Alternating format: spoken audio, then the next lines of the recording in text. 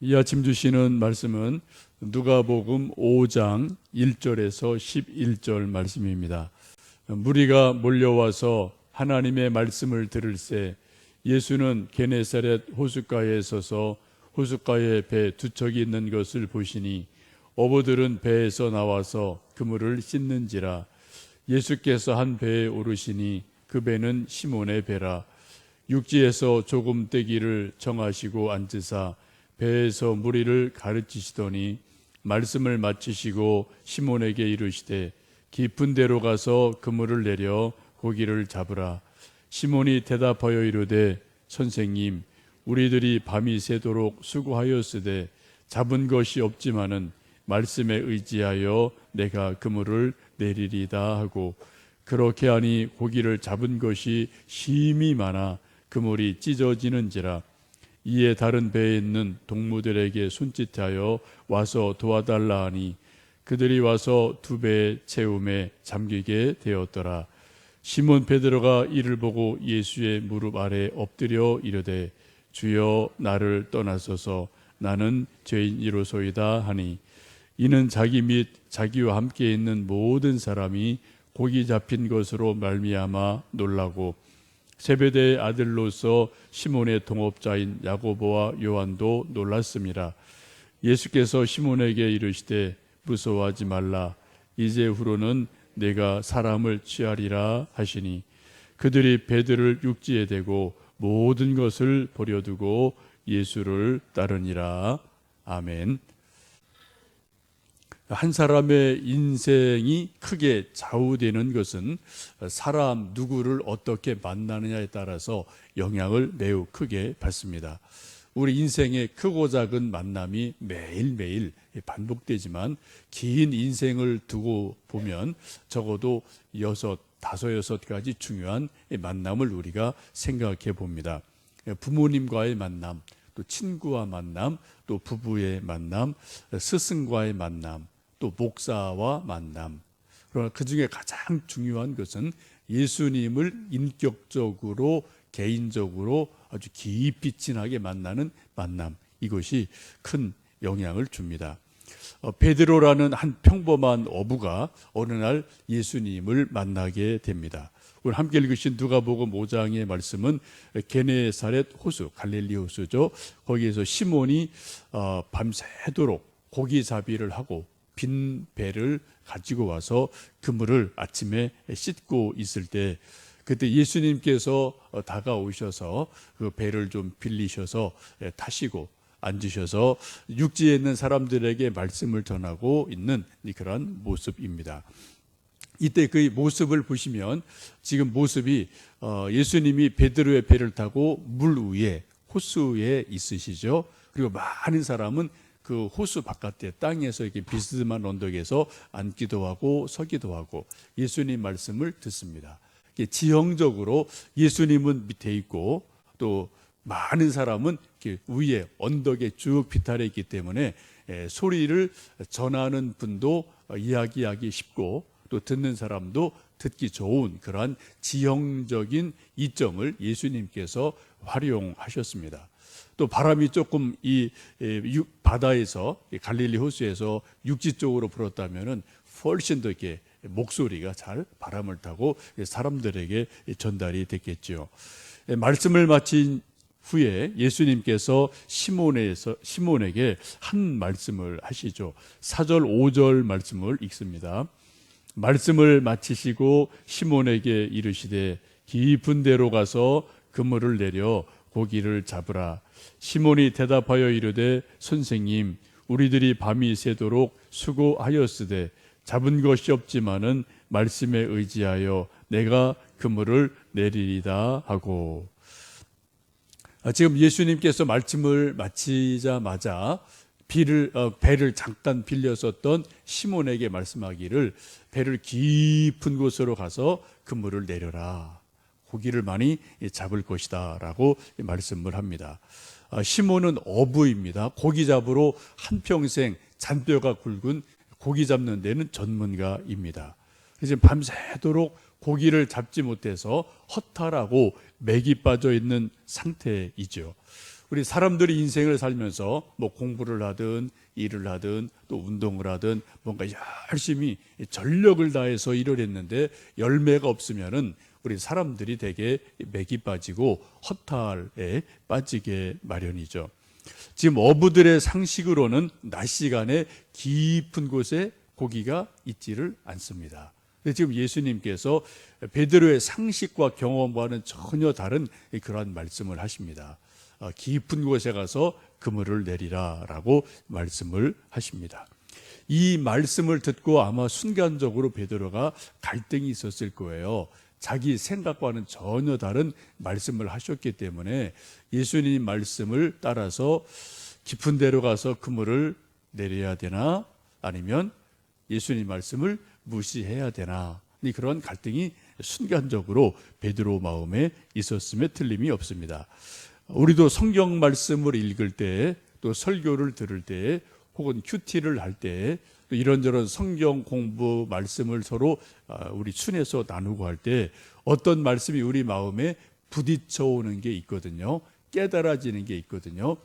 성경 말씀 읽어보시면은 우리에게 이렇게 해라 라고 요청하시는 게 아주 많습니다. 그런 말씀 우리가 들을 때 우리 마음속에 아멘으로 받지만 실제로 행동을 할까 말까에 대해서 우리가 적지 않은 부분에서 갈등을 할 때가 있죠.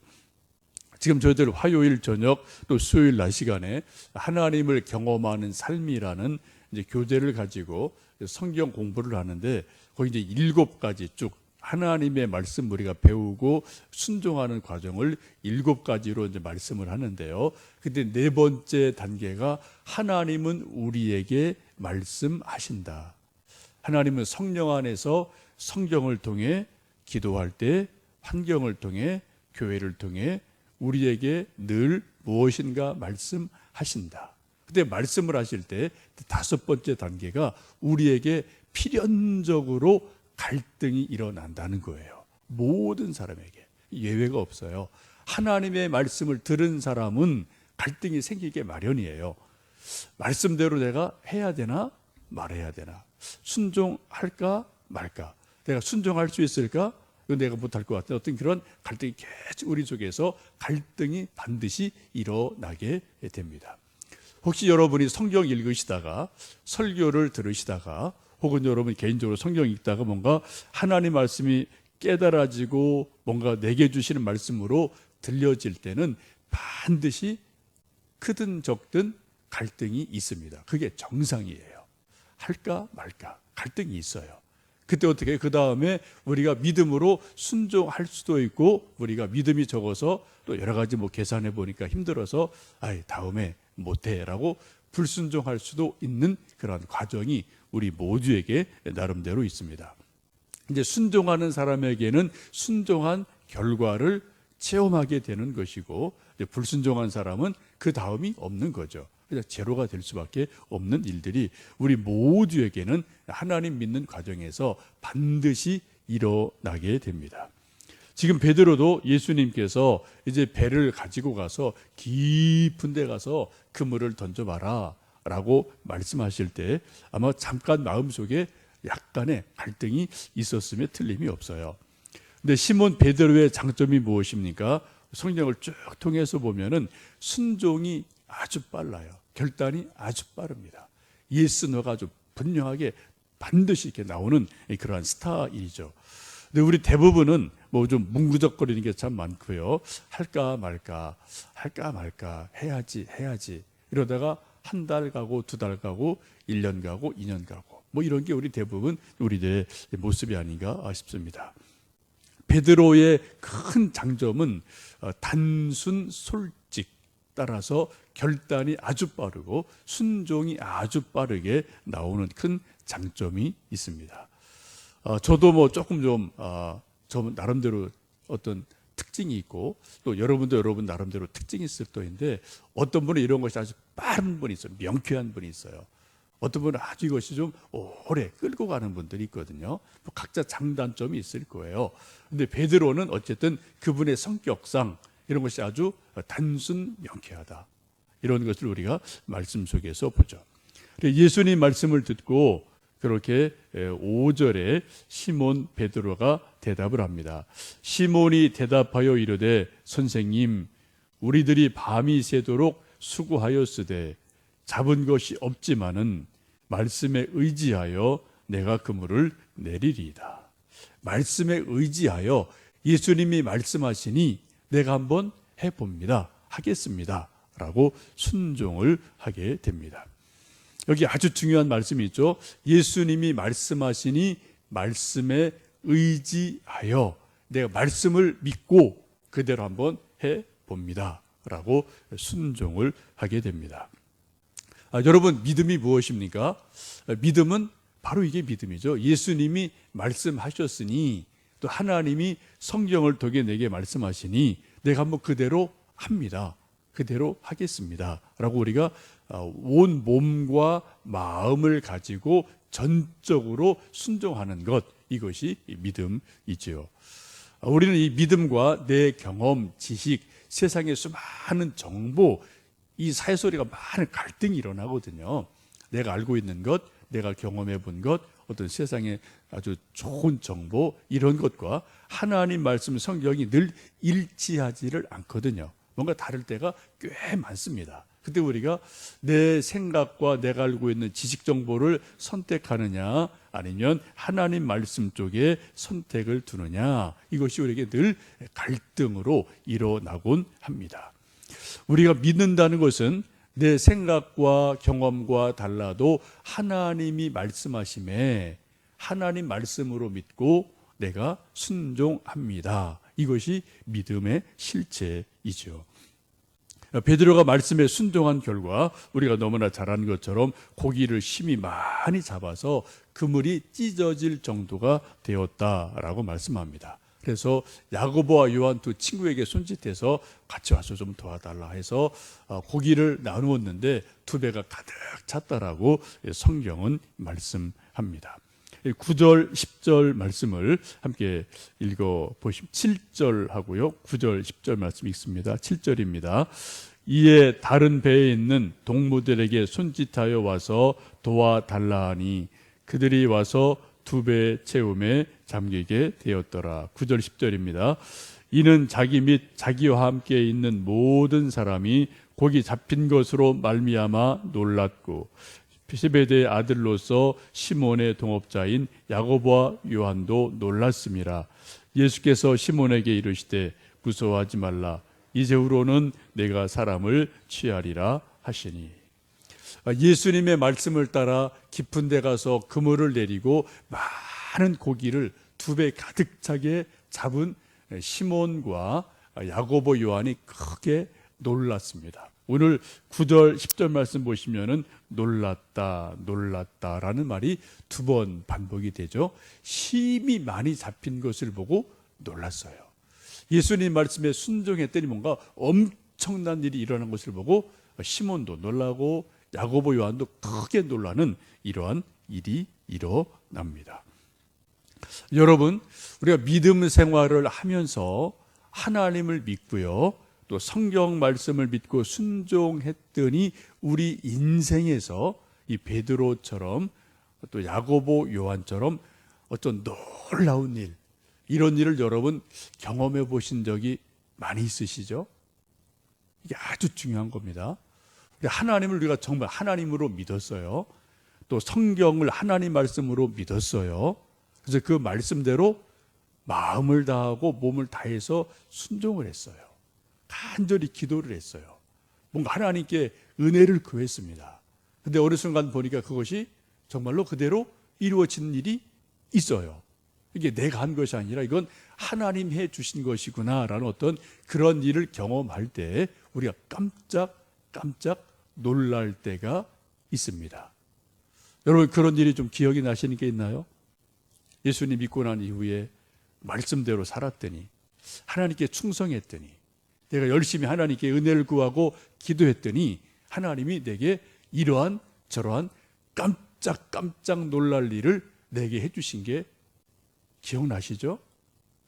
어제 저녁에 좀 하나님을 경험하는 삶, 우리 집사님과 잠깐 말씀을 좀 나누면서 한두 가지 좀 옛날 지나간 이야기를 나눈 적이 있는데, 그분도 그렇고 저도 그런 얘기 했어요.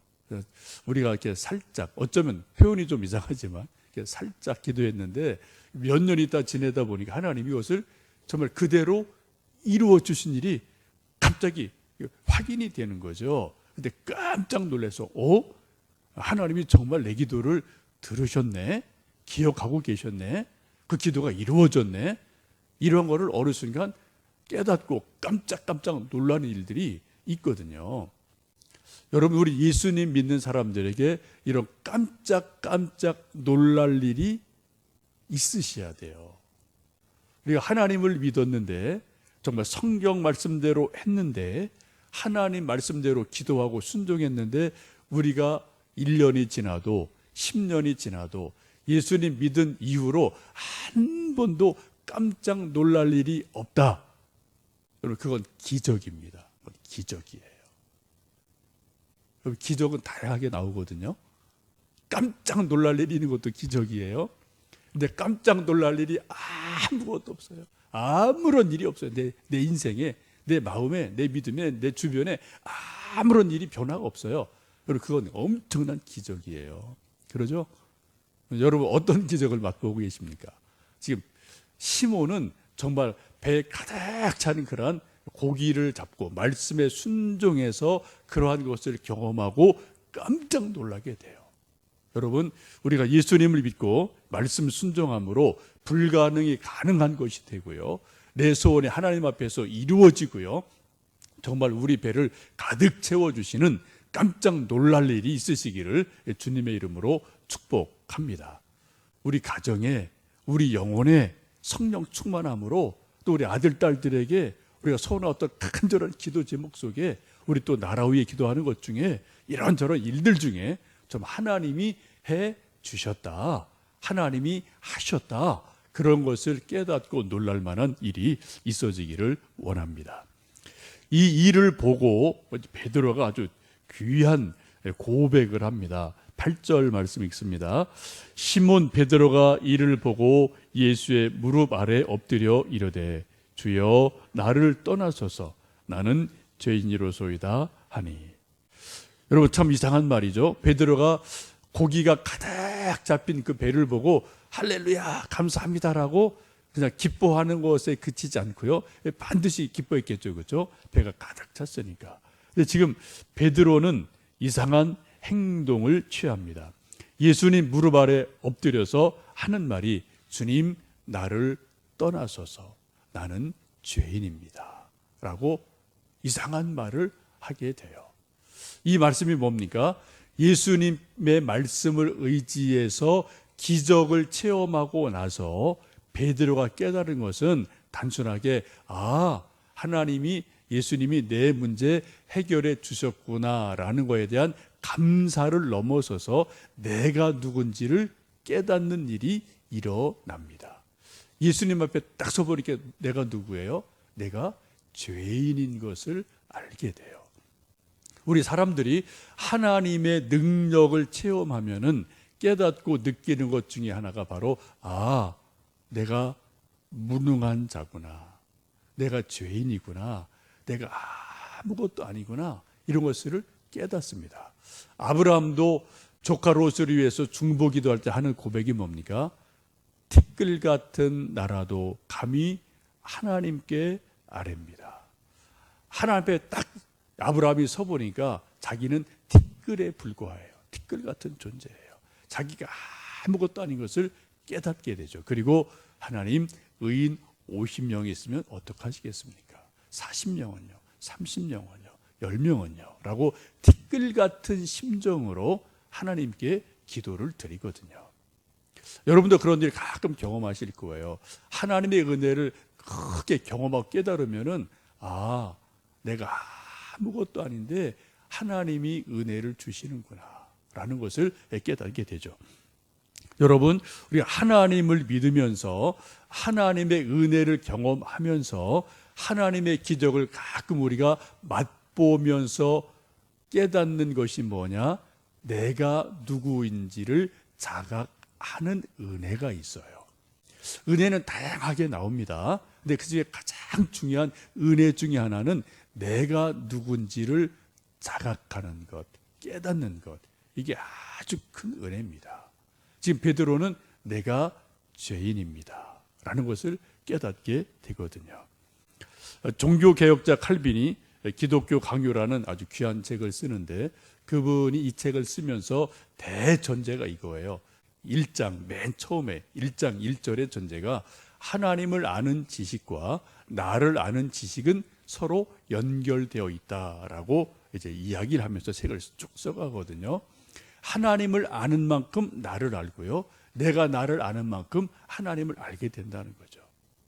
하나님이 하나님으로 알아지면 어때요? 내가 얼마나 연약한 피조물인지 죄인인지를 알게 돼요.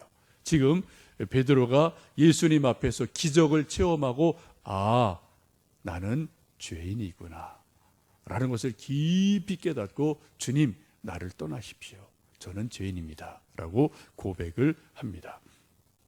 10절 말씀을 보시면 아까 우리가 읽었지만, 이 말씀을 듣고 예수님께서 하신 말씀이 이제 후로는 내가 사람을 취하리라 라고 시몬 베드로를 예수님의 제자로 부르시게 됩니다.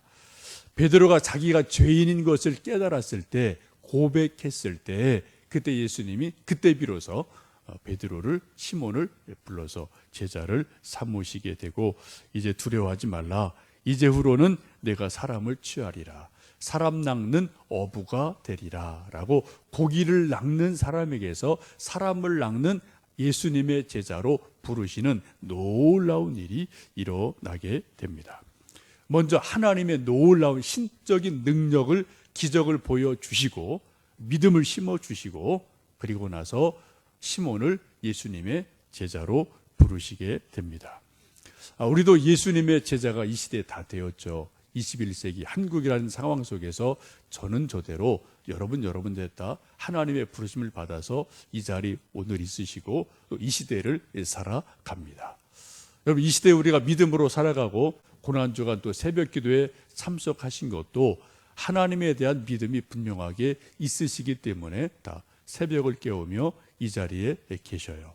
그 전으로 거슬러 올라가 보면 언제 무슨 일인지 각자 다르겠지만, 저는 저대로, 여러분은 여러분대로 지금 시몬이 예수님의 은혜를 체험한 것처럼 여러분 나름대로 예수님의 은혜를 체험한 사건이 크든 적든 분명히 있으실 겁니다. 그리고 그 이후로 은혜를 주시고 믿음을 주시고 나를 따라오너라, 우리를 각자 있는 그곳에서 부르셔서 우리를 예수님의 제자로 만들어 주셨습니다. 우리가 살고 있는 이 시대가 매우 엄중한 시대죠. 국제적으로, 국내적으로, 또 가정적으로, 경제적으로 이거저거 참 복잡다단하고 우리가 한치 앞을 알 수 없는 아주 그러한 어려운 시대를 살고 있는데, 우리가 하나님의 사람으로 또 부름받은 사람으로 중보 기도의 사명이 우리에게 특별히 있는 줄 압니다. 이 아침 기도하실 때 우리가 기도하는 개인의 기도 제목이 응답받음으로 시몬 베드로의 배가 가득 찼던 것처럼 우리 기도 제목이 가득 차는 응답이 있기를 주님의 이름으로 축복합니다. 동시에 우리 또 나라를 위해서 기도하고요, 또 교회를 위해서 기도하고요, 복음 전하기 위해서 기도하고요, 우리 아들 딸들 위해서 간절히 뜨거움으로 기도할 때 우리 아들 딸들의 배에도 은혜가 가득 넘치는 그런 기도 응답, 또 우리 교회도 부흥의 은혜가 넘치는 그러한 은혜, 우리나라도 우리가 한치 앞을 알 수 없지만 또 하나님의 뜻이 하늘에서 이루어진 것처럼 이 땅에서 이루어져서 우리가 평안할 수 있고 하나님의 은혜를 간증할 수 있는 그런 은혜들이 있도록 이 아침 우리가 또 기도하고 순종하는 복된 하루 되시기를 주님의 이름으로 축복합니다. 함께 기도하겠습니다.